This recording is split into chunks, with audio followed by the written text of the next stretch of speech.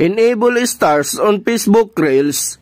Maaari mong i-activate ang stars ng inyong Facebook Reels video para makatanggap ka ng gift mula sa inyong mga viewers, friends, and followers in just a few simple steps.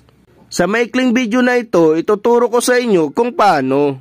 Pero bago tayo magpatuloy mga idol, kung bago ka pa lang dito sa aking channel, ay paki-like and subscribe at pindutin mo na rin ang notification bell para lagi kang updated sa tuwing may bago akong video na ina-upload. Tara, simulan na natin!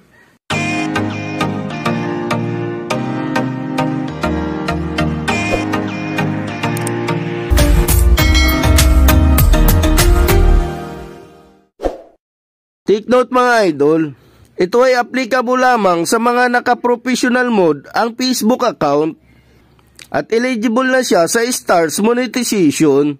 So paano ito gawin? Sa iyong Facebook profile or timeline, tap nyo itong reel, pumili ng videos sa inyong gallery na gusto mong i-upload as Facebook Reels. Pwede nyo itong i-edit pa mga idol. Tap nyo lang itong edit reel dito sa gilid. At kung okay naman na, click nyo na itong next. Maaari nyo ding lagyan ng captions or description ang inyong video. At kung okay na, scroll nyo lang mga idol.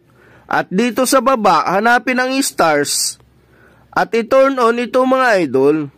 Pagkatapos, click nyo na itong share now para ma-upload ang video. Pagka-upload ng inyong reel, magkakaroon na ng star icon ang iyong video. Pag napindot nila ito, maaari ka nilang bigyan ng star gift.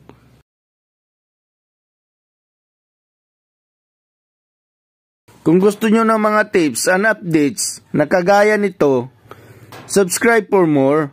Thank you for watching.